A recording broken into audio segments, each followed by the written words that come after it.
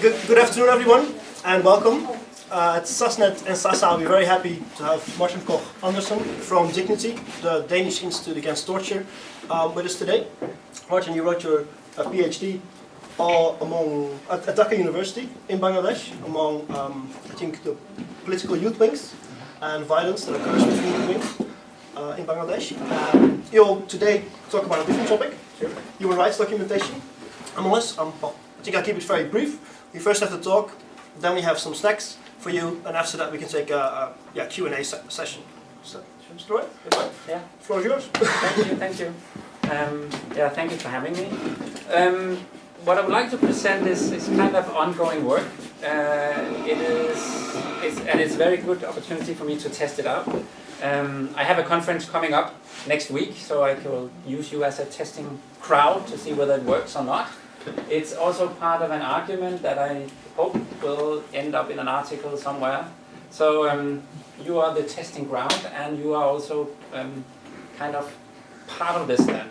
So I would very much like that you would engage in the line of argument and the things that I would like to present. I will talk about human rights, the documentation of human rights, and the practice of finding, identifying, and gathering information. This is not information in a generic term. It's information for a purpose. When you do human rights documentation, you gather information because you want it to do something for you. So it's a basis of social and political change. So information as part or integral to politics, and in this case in Bangladesh.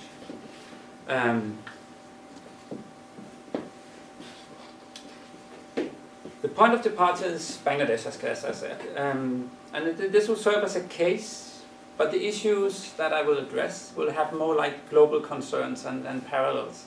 Maybe I should say that when I worked for this institute for 10 years or so, in different kind of positions and with different kinds of responsibilities.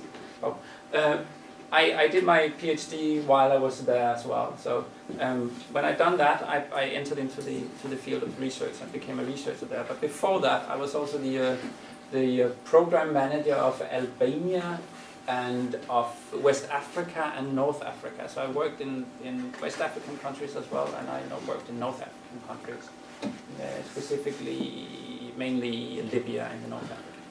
So I draw on experiences from these places, and also because where we work in this Dignity, we have a lot of partner organizations where we work with around the world, which is part of both research activities, but we are not that many researchers. We are more like an NGO in terms of human rights work. So I have a lot of connections with people working in different places around the world, of course other places in Asia as well. So this is kind of, all of these things are coming into this presentation as well. So Bangladesh, yes, it's a case of what I want to argue, but I'm sure that other people will see similar things going on in their respective countries.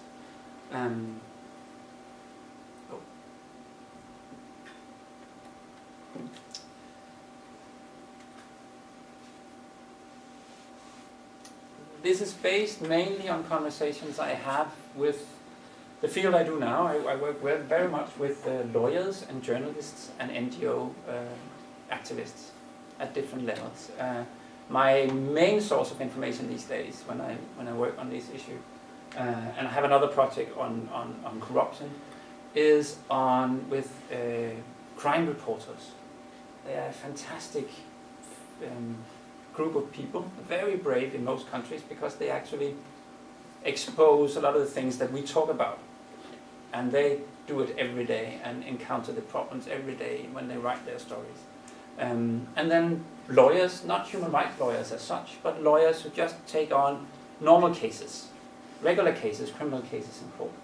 And they are also very brave in their own local settings. We rarely see them in the human rights field or in the media as such, but they work on, on very small specific issues. They try to do good for the people that approach them.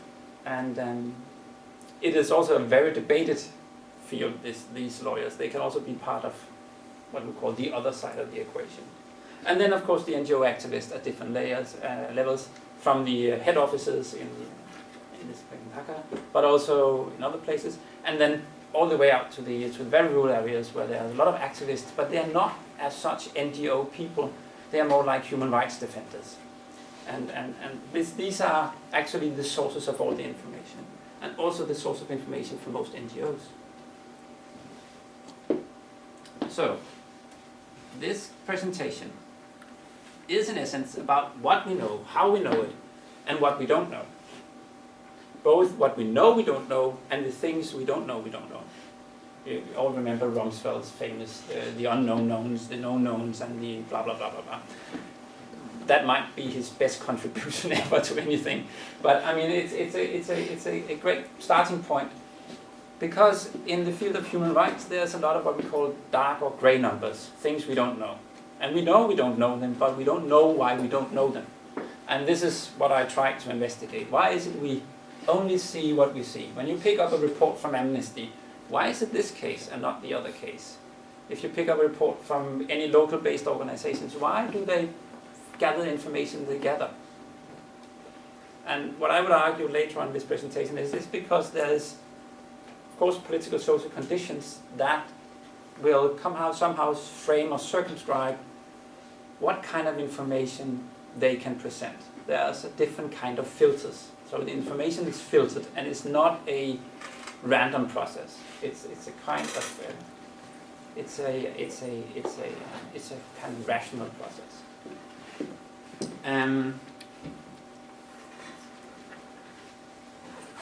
If we take and talk about documentation, because this is what we do a lot from where I work.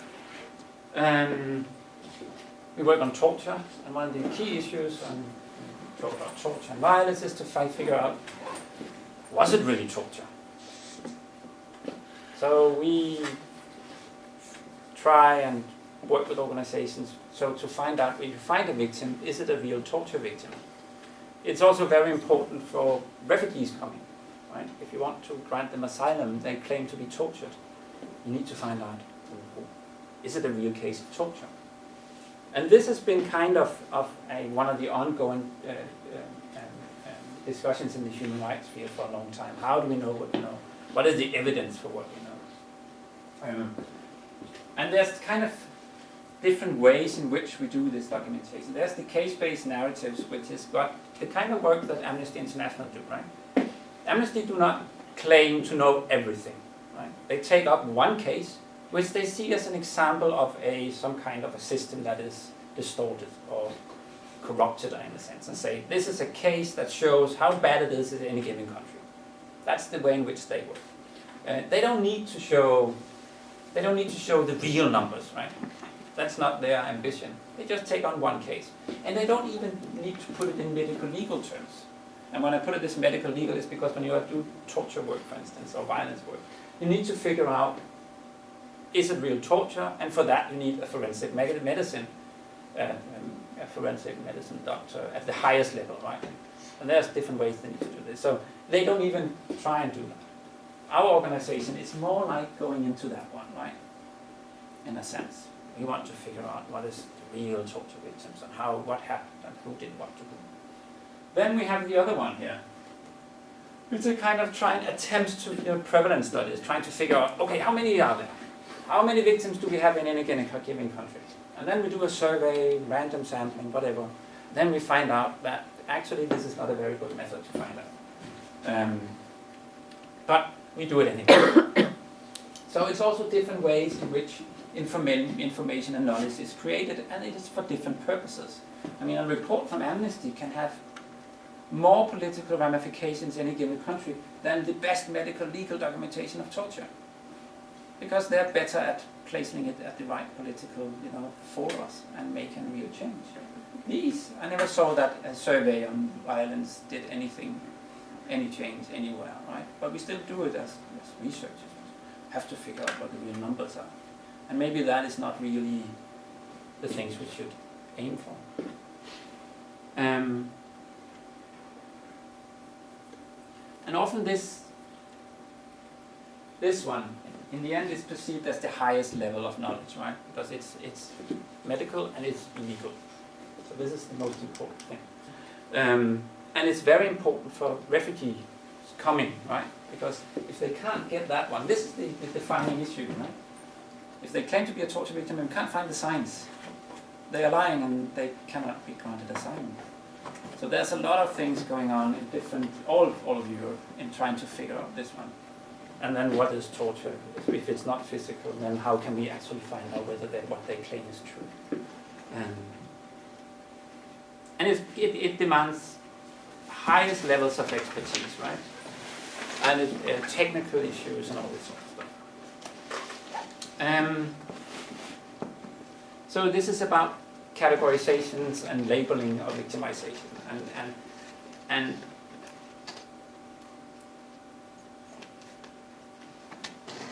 a lot of effort went into this. But I think, and it spurred different debates on victimhood and social suffering and how the reach of the concepts. Because, for instance, if we take torture, for instance, domestic violence, it's outside, right? But it's really silly not to include issues of domestic violence, because if we look at violence, this is the most prevalent violence around the world. But it doesn't constitute anything in this world. So documentation is a strange issue. In this field, we cannot either see non-state violence. That's impossible, because if we do this kind of torture work, it has to have intent, and it has to be for some kind of authority. So it's a non-state, it really doesn't constitute torture, even though the practices would be what we would experience as torture. But because it's non-state, then all of a sudden we enter into this grey area of legal debates and yeah, people, especially lawyers, spend a lot of time on debating this.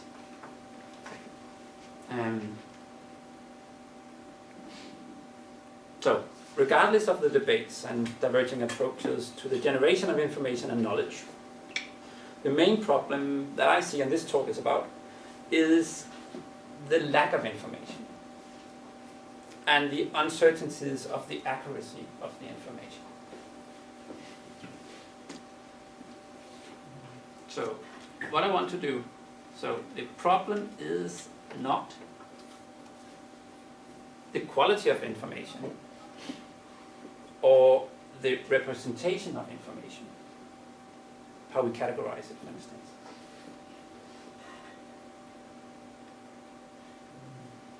The problem is, or the reality, what is the reality behind the numbers? And this is what I'm trying to investigate. And how do the number we have today, let's say in a report for somebody, how do that relate to the actual incidents that happen in any given society? And this is somehow crucial if we want to address, oppressive regimes. One of the things they can say if the Amnesty comes up with a report, they can just say, yeah, it's just one case, exceptional, it doesn't happen, right? And we can maybe gather 100 cases. They can say, yeah, of course, the police, they're out of control. It's not good, but it's not systematic. We don't condone this. Just take it off the table. And they often do this, or actually they do it all the time. So if we don't see what's behind the numbers, what is the gray areas, or what is the dark numbers, if we don't understand the processes of why we gather the information we gather, and why we are seeing what we see, we don't understand what's actually going on. I'm not claiming that I can find out, or I will present, now I have found the method to find out all the dark numbers. I'm not claiming that. But at least I'm claiming that there is a reason why we see the numbers we see today.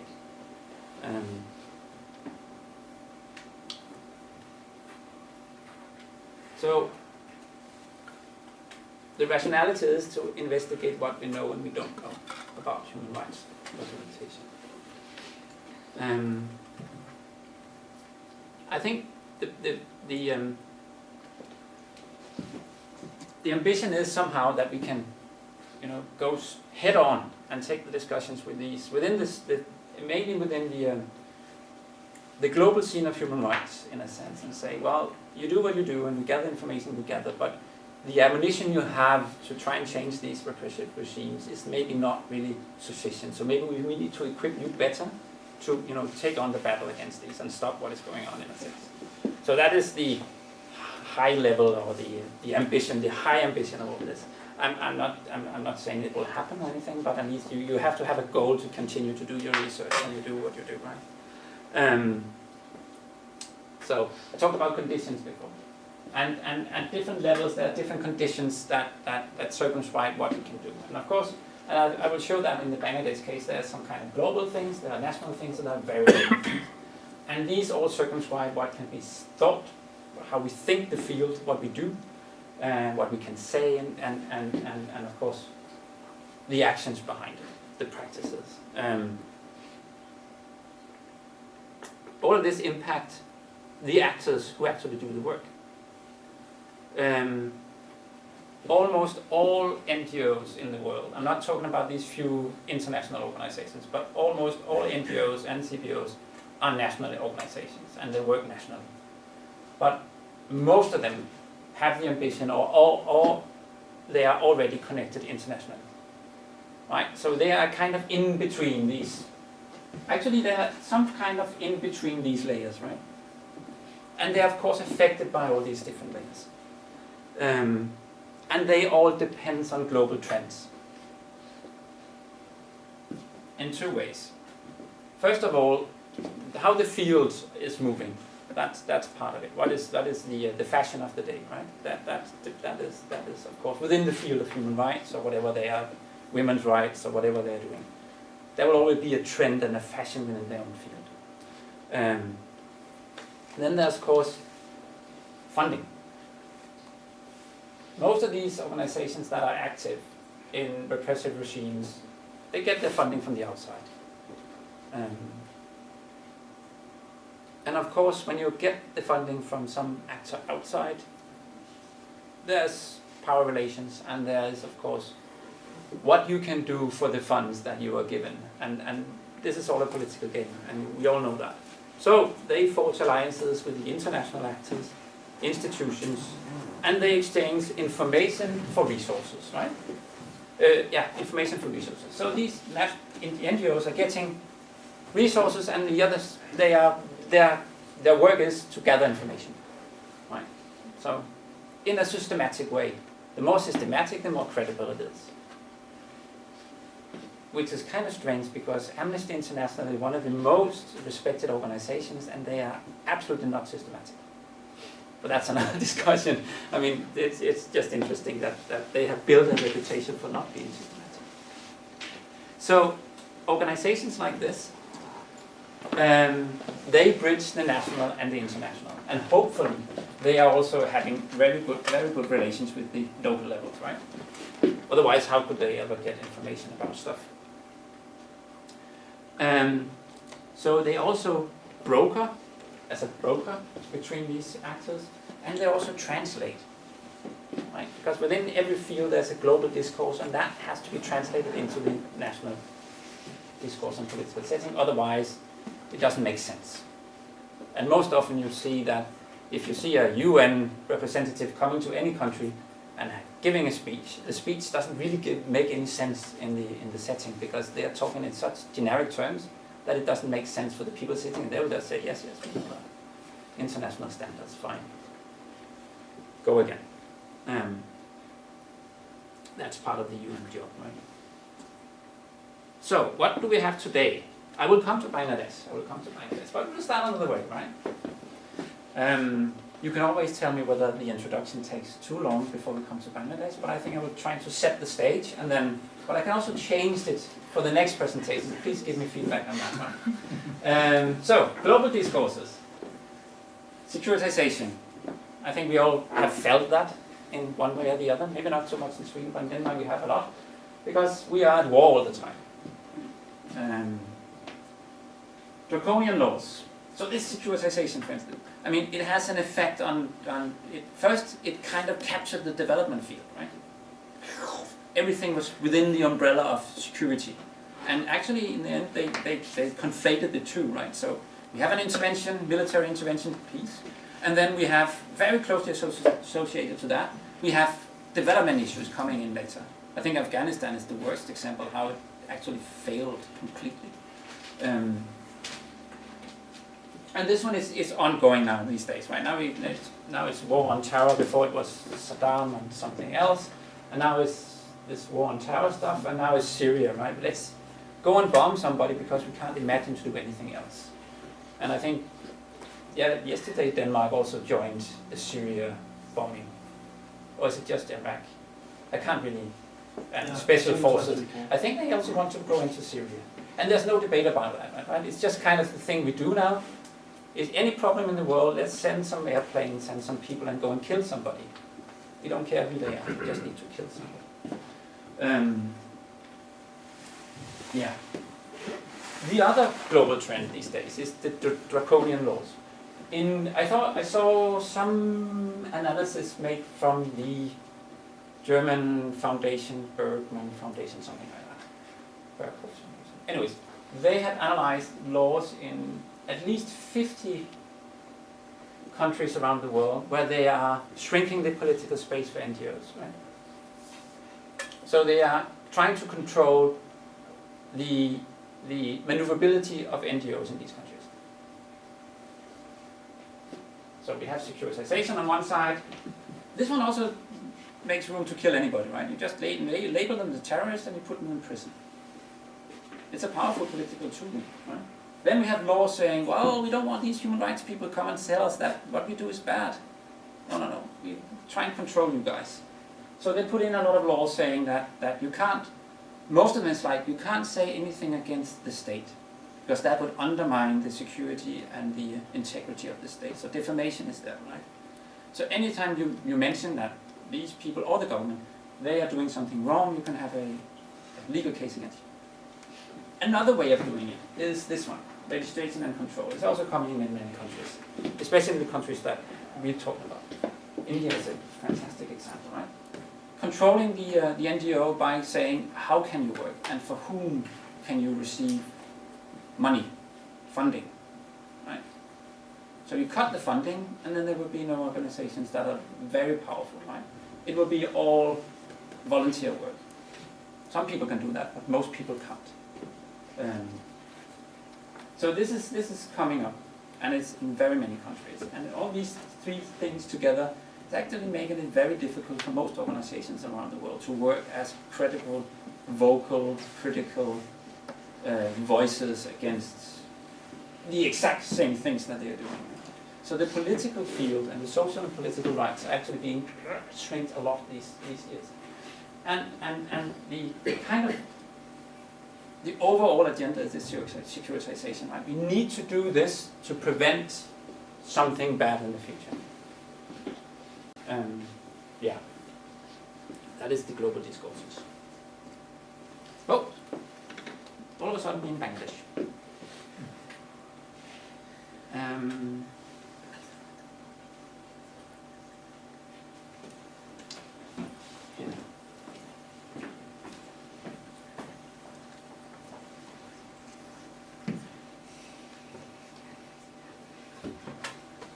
And if you look at, maybe you should just connect to the other one. If you look at who is actually being exposed to these things, I mean, for the local-based organizations, the organization can be closed.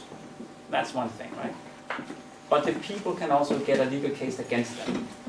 And for those people who can't defend themselves, and they can't defend themselves within their own legal setting because that has been changed, right? So it's actually criminalizing their activities. So in a sense, if you don't have these connections outside, then who will stand up for you? Who will make it a political issue? And for many local-based organizations, CBOs, and very many of the very local activists, they don't have these kind of connections. So the very well-known activists, they can combat this one and maybe stand up still and against this. But the very local activists, they can't, because it would just be a futile effort and they would lose the fight and they would know that.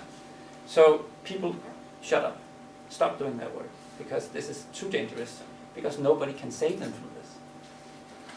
So it is a very, even though we say, yeah, well, the big organizations are still there, but that is not the point. The point is that all the people from where the organizations get their knowledge and information, they are being stopped, because they don't dare to do it anymore. And that's one of the things that is happening in Bangladesh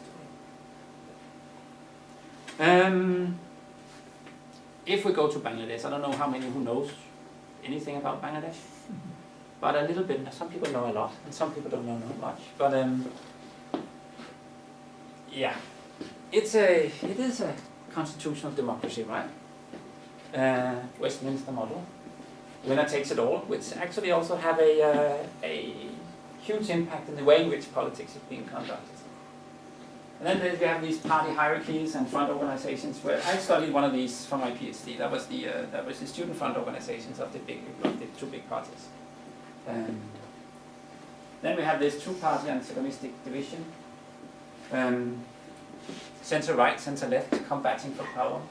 Done that for the last 30 years, and maybe before that as well. Then we have one of the major things is the last three here, because this is kind of the overall political setting, but these things are actually what is driving it. We have a party-based opportunity structure, which means that you can enter into the party through the front organization as a very young man or woman. And then that will serve as an opportunity structure for you and for your career for the rest of your life. You can move up, different if you succeed, of course. That is why they are combating and fighting. You can move up through the hierarchy, and then you can end up as being member of parliament, which is kind of what many people dream of to become. As nobody becomes it because they are maybe in this lowest level. There are hundreds of thousands of people combating, right? And there are 300 members of parliament. And I mean, but they are still doing it, and they are still entering into on a idea of potentiality. Right? It might succeed. I might become somebody. And then they do all sorts of things to accomplish that. Then we have the economic configuration of the political. I invented that word. And it's a conflation of icon and economic. And it's because that this two-party-based structures, there are different political icons. Some are alive and some are dead. But they have somehow conflated themselves with money and business. So these are not just controlling the political, they are also controlling the economy through their networks.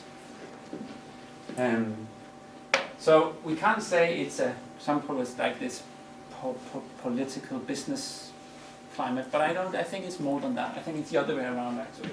That these icons have become so great that they can control anything without actually having any kind of visions for anything. And they don't need to do much. They can have their projects, but they don't need to be kind of a great leader. Because they are a great leader, because they are an icon already. You can't question them. If you question, it's the same to say that I would like to die, in a sense. And people have, of course, been killed for questioning their leadership. And now these days, there's a law in Bangladesh saying that you can't say anything against the PM and her family, so that you would end up in prison for up to 3 or 7 years, I can't remember. So you can write that on Facebook. Then, connecting that, rule through law. It's not ruled by law or rule of law, right? It's ruled through law. I had the argument once that I was saying that, well, it's not rule of law, it's ruled by law. And then some lawyer told me, well, if it's a law and they rule by the law, then it is actually rule of law. So I have to change that, right? It's not rule, it's rule through law. So they make different kind of rules so they can claim their seat. And they can continue to claim their seat. And this government has been very inventive in doing that. And then they are surviving through that.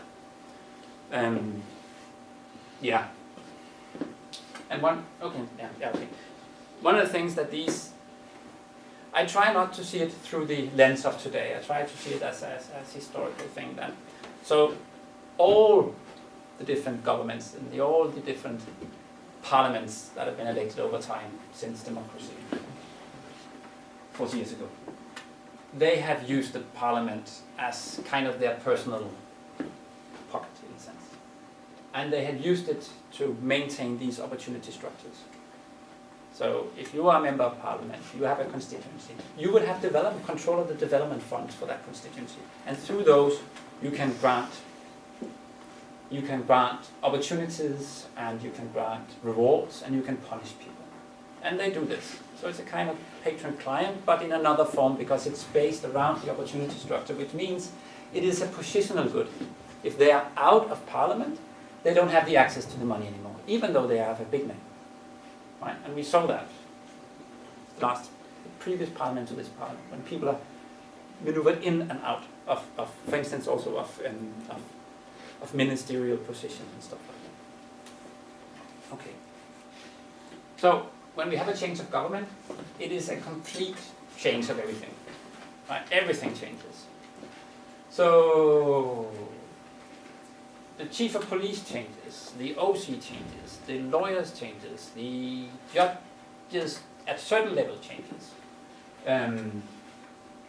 The leadership of the university changes, of course. So everything. So they have this special position. I can't remember the name now. Maybe you can remember that. When they retire civil servants, and then actually they just park them, and they don't fire them, but just park them. It's called something specific. They have a term for that. Actually, an official term for that. So you are still having your salary, but you're just parked because you don't work for the state anymore. So you can sit, it's like being retired, forced retirement. But you're just waiting for the next government, and you will be back in. That happens at the higher levels of the bureaucracy. So these things are going on and going on and going on and going on. And today it's like it has been, this is the system. And nobody can envision anything else. And nobody dares to envision anything else.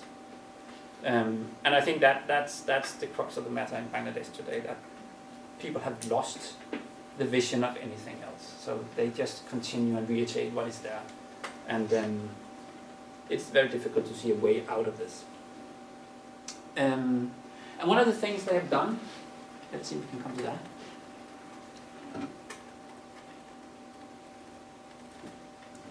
I do anything here? Yes.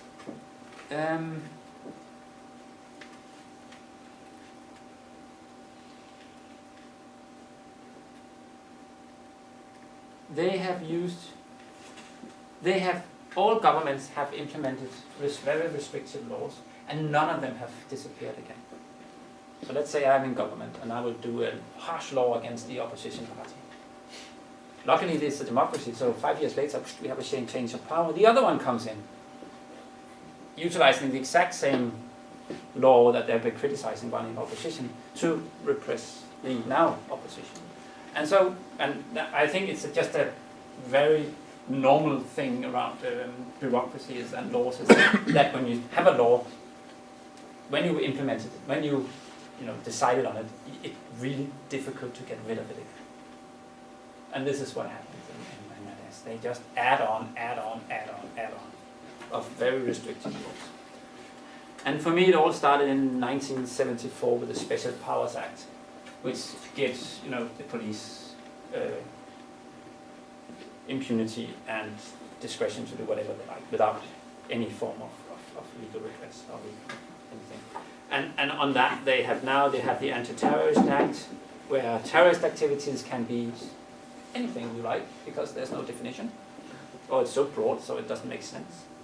The Information and Communication Technology Act they put in, which actually it's very much on social media. So you can't write anything on social media, then punished, go away. And all these cases about the bloggers and all this kind of stuff that happen in Bangladesh and the killings and all this kind of stuff is also connected to these laws being implemented. And then they have, and they have closed the social media several times, just to show that they can.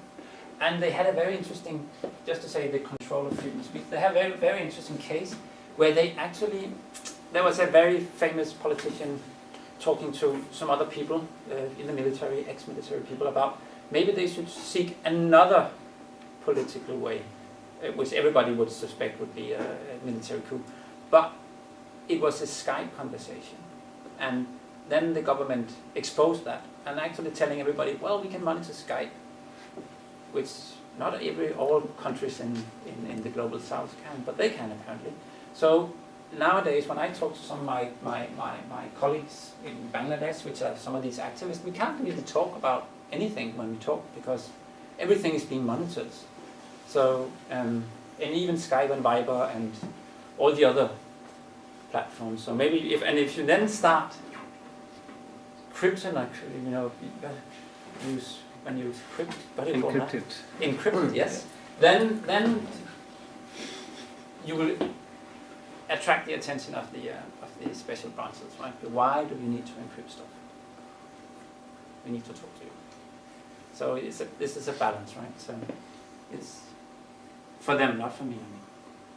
Then they have this NGO law almost implemented. It's approved, but it's not decided on yet. So, and the NGO law will do that. All funding from the external funding will be channeled through the Prime Minister's office, right? So direct control of the economic leadership, right?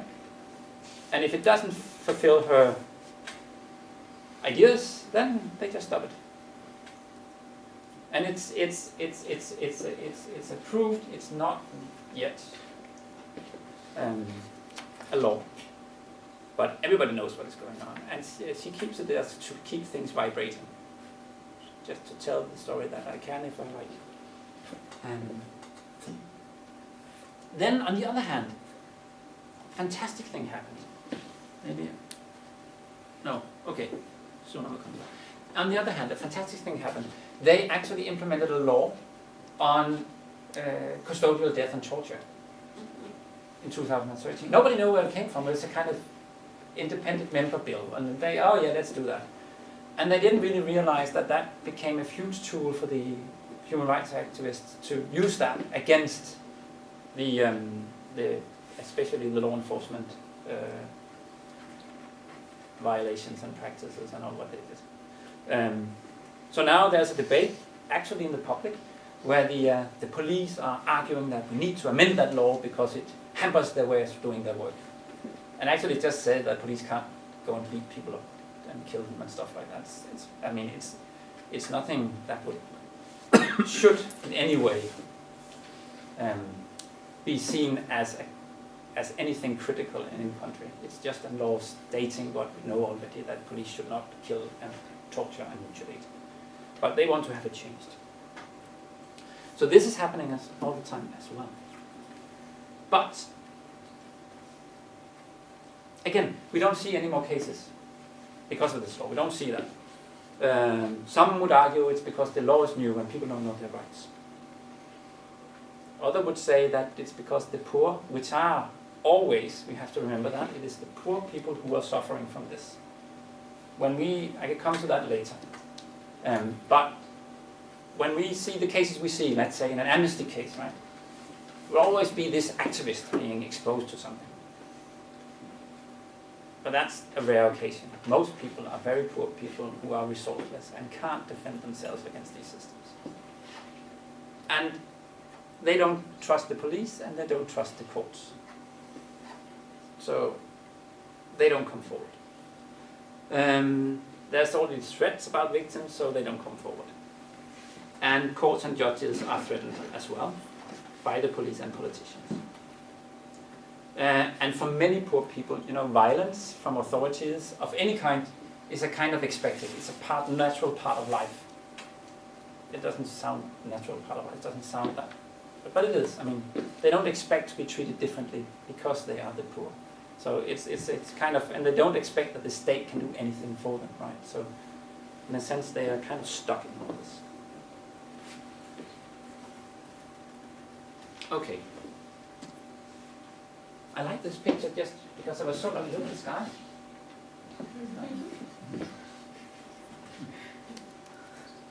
Yeah, but just because it was a nice picture. There's no reason to do anything, but I just thought it was kind of brave.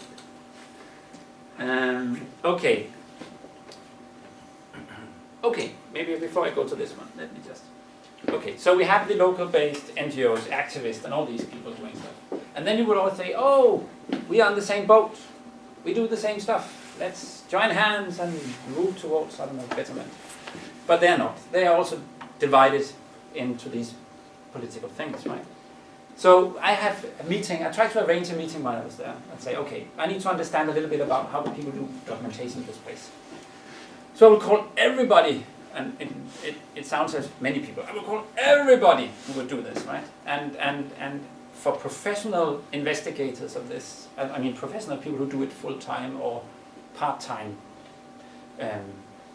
I found around 25 people. And they are in mainly two organizations, and there are some people in the National Human Rights Commission as well, who do this work, and that's it. And we are talking about 160 million people or something like that, and not a rural society. So you can see just there, compared to the amount of things that are going on in society, and we have 25 people, maybe, who would do this kind of work, I mean, it doesn't really match anything, right? So what kind of information do we get? And I couldn't even arrange a meeting, because they said, yeah, I know the guys, because we meet in the field. Yeah, I know this guy, I know that guy, we meet in the field often. But the leaders, they would not allow us to connect. I mean, they are associated to that party, we are associated to this party, or perceived associated, so we can't meet at the same stuff. I mean, we do my stuff, they do their stuff, and we don't meet. Sometimes, on neutral grounds, the leaders meet, but that's it. And they are actually fighting for the same things, right? But they can't meet. Okay, so who actually do the work? I call them documenters. I don't know whether that's a word, but now it is. Local-based professionals, journalists, human rights defenders, and these human rights defenders can be all these kind of people. And that's because the organizations in the capitals all over the world, this is a global thing, right? They are in the capitals, they don't do any work, right? They do work, but they only do work in the cases they want to investigate for a certain purpose. But who finds the cases, right? That is journalists and local-based human rights defenders, which would often be kind of teachers, lawyers, CBOs, medical doctors, and journalists, working, living in different communities around the country. So these are actually the ones who gather information. And in the end, it all began with this. When you see a report somewhere, it all began with people like this. It didn't begin in the capital. They don't know nothing because they're in the capital and they are trying to gather all this information, right? That's not their job to be out there because they can't.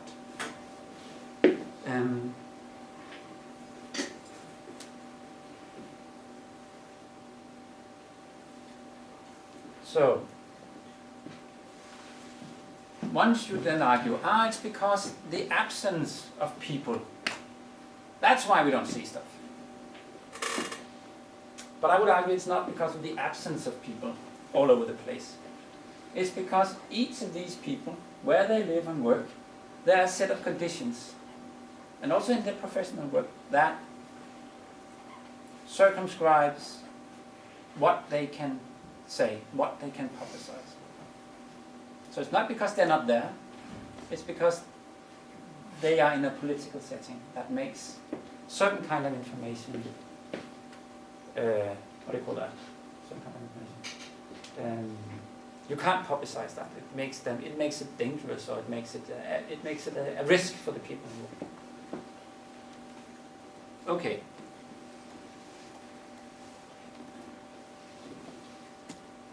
Okay.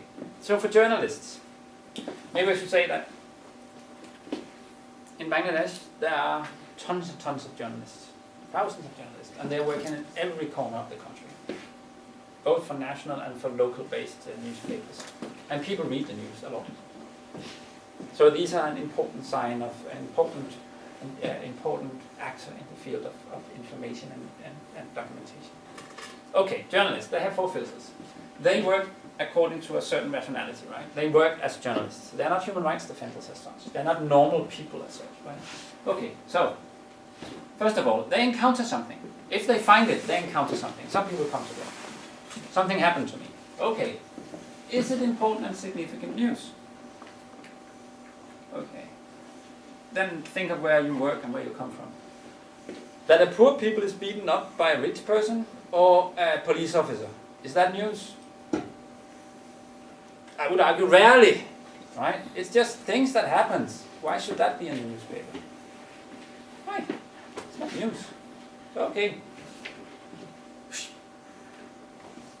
So if you ask these journalists, how many of the cases do you actually put in the media? Maybe 10%, maybe, of all the things I see. Because it's not news. So why should I? I don't even approach my editor with it, because why?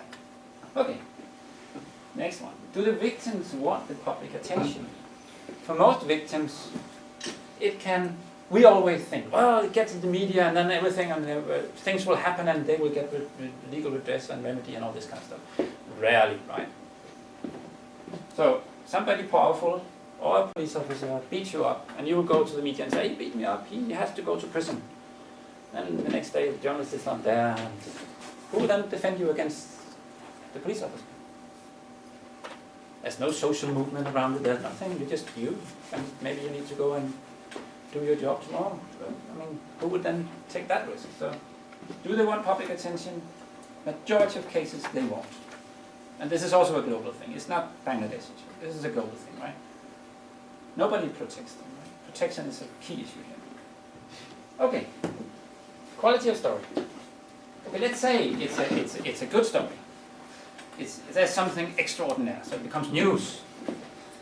But, dang, 2 other people around Bangladesh, it's a big country, a lot of things are going on, also come up with 2 good stories. So we can't have 3 stories of similar things in the newspaper.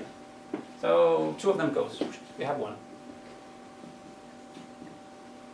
So the editor decides, which one is the best story of the many stories we have today?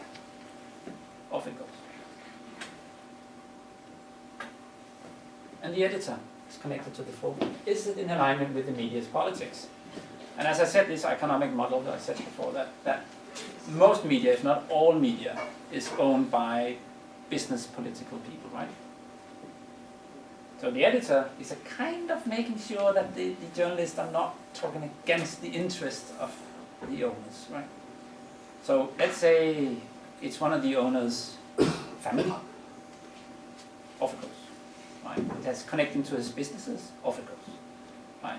Is it a high-level politician or a high-level police officer? Maybe you shouldn't do that. That would be not a good. Maybe we should. Off it goes. So it's not because we don't know what's going on, right? It's just being filtered. And all of a sudden we have a case here. Public attention. But what about most of the cases? They're just not there, right? They're invisible or they're absent or they're... And remember, these are just the cases that the journalists encounter. They don't encounter everything, right? They're not like spiders in a web that knows everything, right? They're just where they are and people approach them because sometimes they know.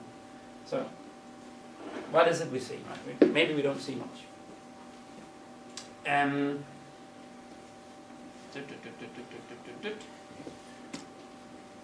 Okay.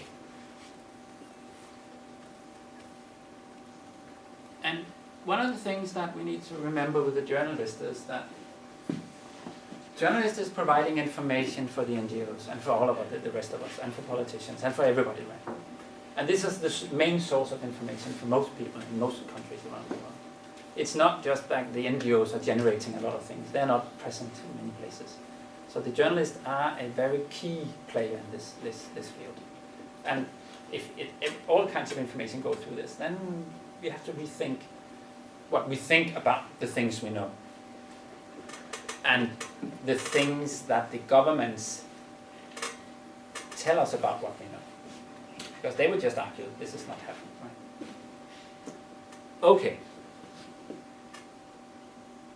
Good. So then we come to the NGOs.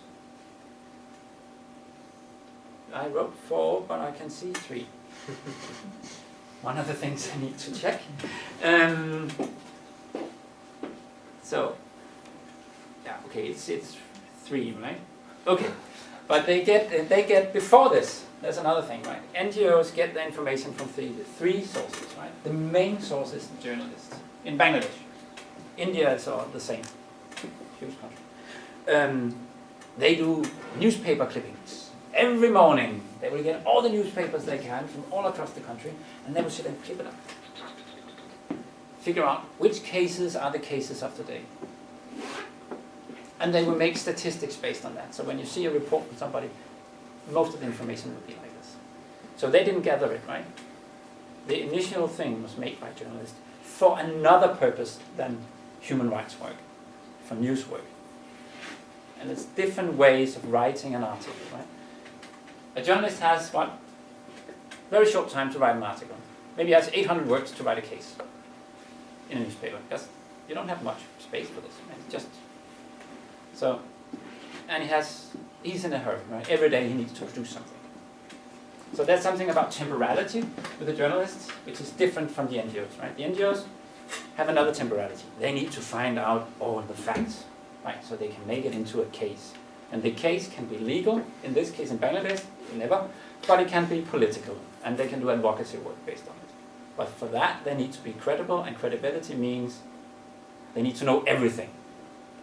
So, newspapers, they get from newspapers, mainly newspapers. Of course, they monitor also social media and print media, but the broadcast media. Right? So they also get information from their networks. People, activists that work for them around the world, they call them.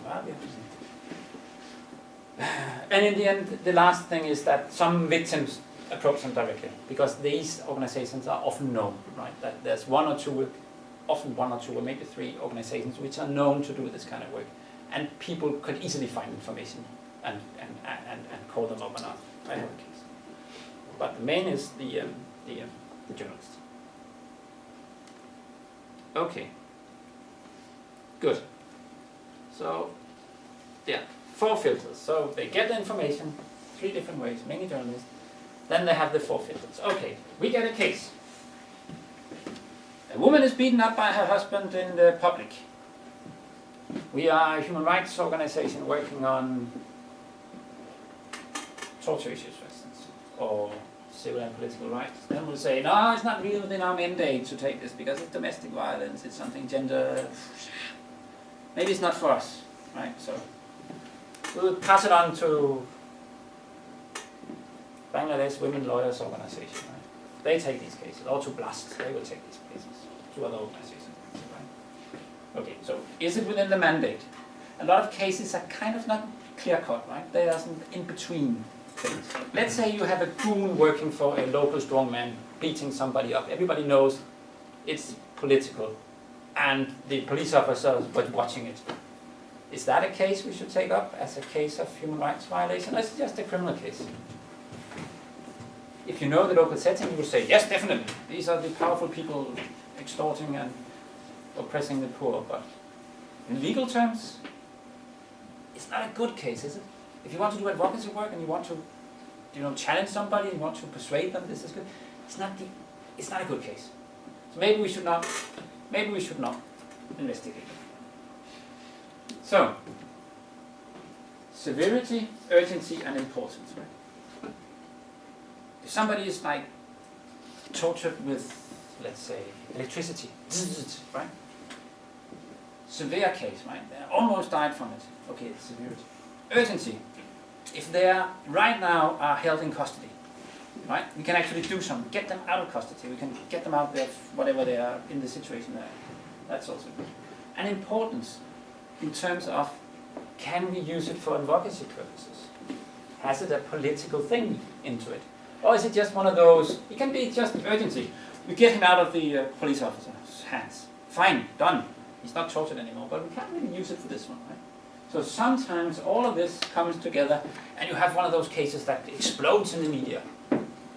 The Lemon case was one of those, right, if you remember that one.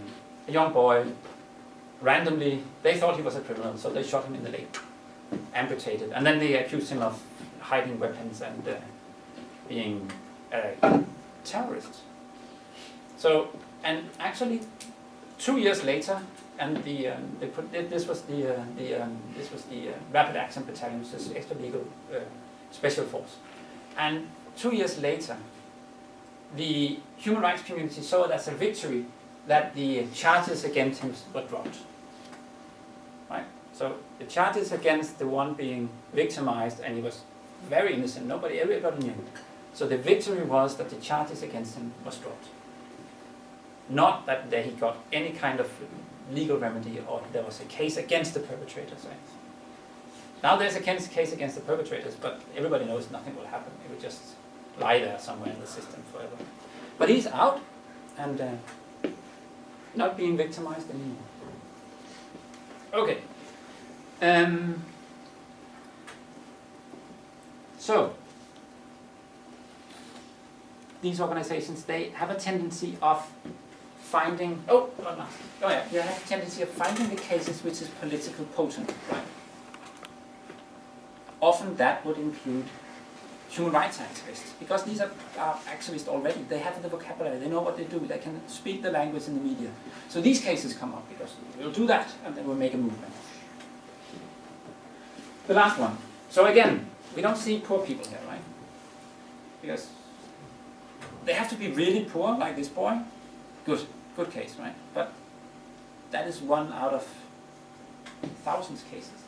I have another friend who is a lawyer. He had the exact same case with another young boy. Of course, nothing happened because he tried to, can we make another case? And said, no, we already got that case. We can't do it again. I mean, why should we make a movement media thing around a case which we already got? So, too bad for him. So he's still accused of being in possession of arms and stuff like that. Completely same case. He all lost his legs. Anyway, then we have the organizational capacity. We have this, do they have the people that can do investigations? And do they have the money? I mean, logistics. So sometimes you will find that this is good, this is good, this is good. Okay, but we can't go because we don't have any money. Okay, let's take the one, we have 3 cases. That one is too far, this one here. Maybe we should take that one nearest to us, this cheapest. We go there, and then we'll do our fact-finding. Right? And we'll send a team of 2 people and they will do their fact-finding and find out what's happened. But in 2 other cases, well, they would just go into the statistics. And you would never see them, right? It would just be a number. 700 something. That would be 629. So, filters. Oh. So the underreporting that we see is mainly due to these 5 reasons. Victims are never found. Nobody encounters the incident. Nobody knows that it happened. Right? That's the first one. Victims do not want to come forward because they are too fearful of what happened to them, because they don't trust the legal system, and they shouldn't. It's not considered news, so why should we bother at all? The media won't publish anything because it's too political tense. Or there are other stories of similar kinds, so we don't publish that one or the other. Incidents, I have things about incidents and cases, right? An incident is something happens to somebody, and sometimes it becomes a case. So incidents do not become cases because the human rights organizations do not investigate. Right? So it's just an incident, it becomes a number if they're lucky in a statistic report, but it will never become a case. We will not read about it. So if you don't investigate, how can you then go for legal remedy? You can't, no, of course. So the victim is just there. Nobody bothers about the victims.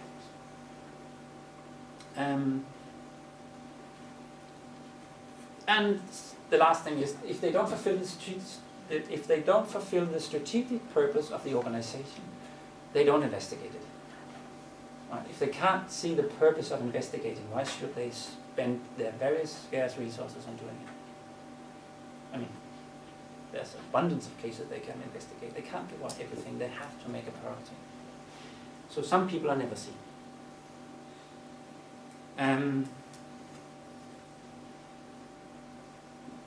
So what is happening is that we produce certain cases and we produce a certain way of knowing the field and what is happening there. But we don't know what we are not seeing. Right? And the more we produce the same, it kind of some kind of a spiral or something, right? Then we also continue to do the same. And if you look at for instance, the global human rights community, everybody's doing the same stuff. and nobody is trying to do an effort to understand why is it we see what we see, why is it we know what we know. And I mean, analysis like this maybe can pinpoint us towards another way of seeing things, and maybe bringing in some of the people that are somehow left out. I think we'll stop there. Thank you.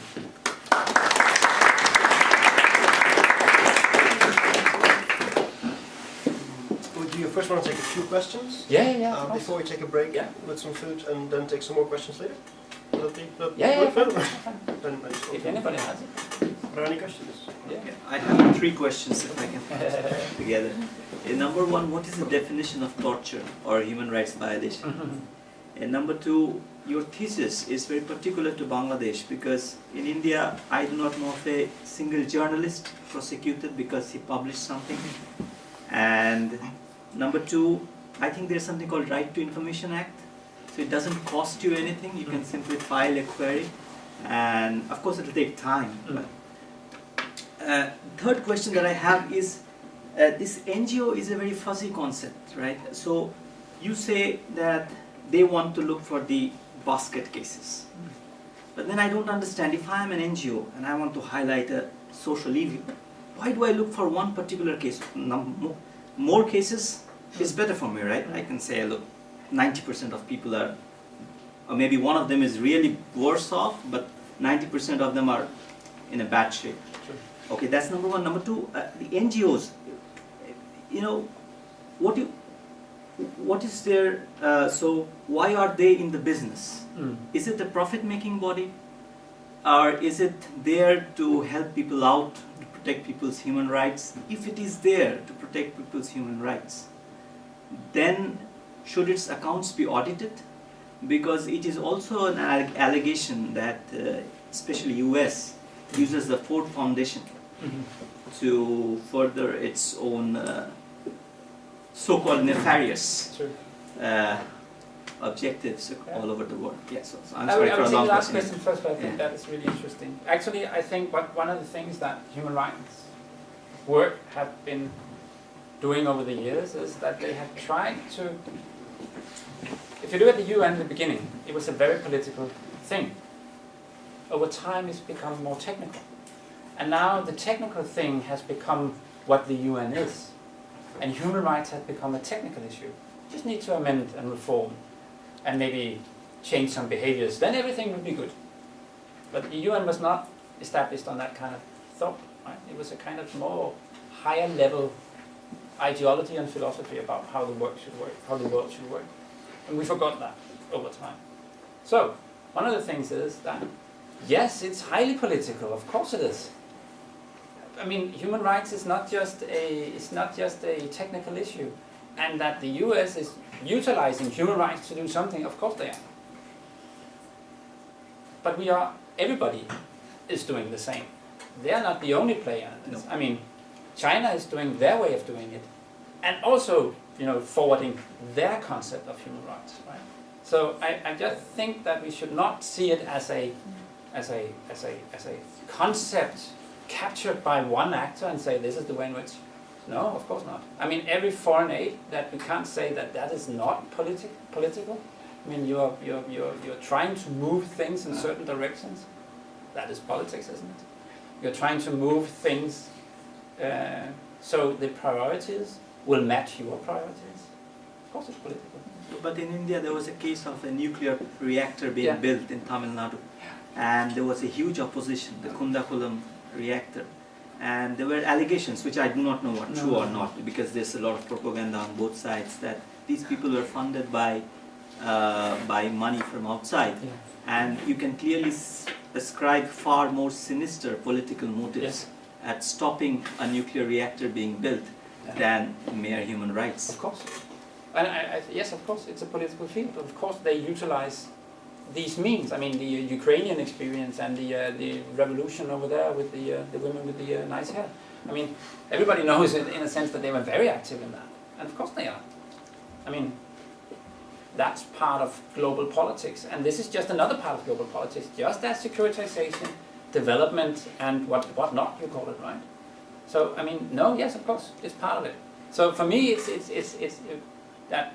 And when you talk about the audit, yes, of course, one of the things how they want to control organizations is that they can say, you are all corrupt. So we will do an audit of you and we will find corruption. Then I would say you can find corruption in a legal sense in any company in the world. Because you just need to find one discrepancy. And there will always be discrepancies. And there will always be mismatch between things. The thing is whether it is systematic and you do it with intent, or it's just part of business. You can find it anywhere. So that is the most fantastic thing to squash organizations. Just say you're corrupt. And they will find something, of course they will. There's one organization in India, they do social audits. They do 1 day of the year, they take and they invite everybody, they put it up on a PowerPoint and they go through the entire budget. Because they don't want to end up in a situation where other people can claim they're corrupt. So yes, and of course, I mean, if I in my thing here, I use maybe the people I talk to, there may be 5 organizations which I believe and everybody else believes is credible in the field. And if you look at how many, I think there's 150 organizations registered doing human rights work. What are these? Politics, of course. Every politician will have their own NGO. Politics, yes, of course, it's a political field. So, but we also have to look through the narratives of those who are up there, right? So I would always be more suspect of what is coming from up there, even though whether it's up there from India or up there from the US, that would make me suspect. Right? So yes, I agree. And the other question was about definition of torture. No, definition of torture. I don't utilize the definition of torture here, but you can go to the UN definition. It's one of the ways, right, with intent and ill treatment, all this kind of stuff. But the important thing here is when you say torture in that part of the world, then everybody will say if they're exposed to something, I was tortured. Yeah. So it has also a vernacular, which is local, right? So, and most organizations here actually try to balance that. When people say, I've been tortured and talk about the issues, they will write that down as part of the story. And then the international lawyers will come in and say, no, it's not torture because there's no blah, blah, blah, blah, blah, blah, blah. But that's not really the case, is it? The case is somebody's being victimized by some kind of authority. That should be the thing. Not whether we can label it as torture or not. I mean, that's just silly, in my opinion. No, I'm just saying that the victimization could have degrees, and maybe maybe the people who are collecting the data are using their judgment to sift through the degrees of victimization. Yeah. The severity is very important. And but then that could be also that could also be a cultural issue. Because maybe custodial death is torture for us, custodial beating or custodial verbal intimidation may be a torture for maybe Scandinavian. Of course, yes. And then we do have to kind of take a standpoint as. But then you can always use the UN definitions if you like, right? And they have a list and checklist and all this kind of stuff. But this point you said that they do not want to report a lot of issues. No, they want to do, but they can't. I mean, they want to take all cases they can find. Okay. But they don't have the resources so they can take everything. So whatever they get, they take. Whatever they take it. Okay. But they put it on statistics, right? Okay. But the thing is, they can't investigate. So if I find a case, you tell me about a case, I will take it in, write it down, put it on the archive. But then you will tell me a case which is, that one is a good case. I can use that for advocacy purposes. Okay. I will investigate that one. And that will become a case. The other one will be an incident of violence which I will register, but I will not investigate. So you are not talking about just recording that. You are talking about actually intervening on the behalf of victims. Yes. So these are two. Yeah, I was conflating the issues. Yeah, true. Yeah, one is going recording, the step level, go further, Okay. And gathering information for a purpose. Right. They want to do that one. Go further. I would like to say, first of all, thank you for a really nice presentation. I really liked it. And I like how you kind of set up the stage as well, and I think it was good for us to kind of get this background information. I kind of had 2 comments, and the first one is kind of similar to what he was saying. I kind of have my own definition of what a repressive regime is, but I'm curious to know what the definition from the Institute of a repressive regime specifically is. And second, I would like to say, I'm from the Maldives, and we have introduced democracy only like in the past 8 years or so, and we are struggling with democratic consolidation, and I felt like everything that you were saying is almost happening like identically on the similar level, from just encroachment of very simple rights to like laws that prevent people working in specific fields. Like a lawyer was fired from tweeting, and we had a disappearance of a journalist. So once again, I kind of have an idea of why these global discourses of happening, like securitization and the shrinkage of the political sphere, but why do you think it's kind of worldwide happening on this kind of scale? In terms of the definitions, I don't work with, like, and we don't have, we only use, when we use, for the Institute, we work with the UN definitions of torture and ill treatment and degrading, and I can't even remember it because I never use it. It's a kind of a thing you do when you're a lawyer, which is very interesting and important for them. But I rather go the other way and ask people where they are and what things means to them. So in that sense, and repressive regimes again is the same. I would see it as practices and not as a concept as such. I would rather talk about what they do, and then I would say, okay, that is a repressive regime. I would not say a repressive regime is when they do like this, because then we end up with a, what do you call that? With a broad pencil, right? Which doesn't really, which connects everything and nothing. So to me, it's more important that we talk about what it is, and also when we talk about torture, then ask people, what happened to you? Well, he punched me in the face, and he kicked me in the and he did like this, and he spit. And then, okay, that's it. That's important. It's not important whether that will constitute ill treatment or torture, right? Which is often the discussion: is this torture? But often, in the world, you rank people according to human rights, some kind of ranking. And so, if you go to Saudi Arabia, I'm sure a lot of people may have got used to what we call repressive regime, but what could be their way of life. Sure. And then I suppose you do have this classification of sovereign states, because at the end of the day you do classify, and I suppose there the definition, as much as I agree with you, it is a very technical technical perspective on a hugely emotional and humanistic issue. But the classifications, as long as they are there, I suppose. I think we should use them the same way as I use this one. Right? It's a kind of thing you use to play up against, but you don't have to buy into it. Right? It's a thing you can play up against, and the same with these kind of global different, what is democracy and blah blah blah, and these indexes of good and bad and whatnot. It's a thing you can play with, but you shouldn't like buy into it just because they're there. But it is critical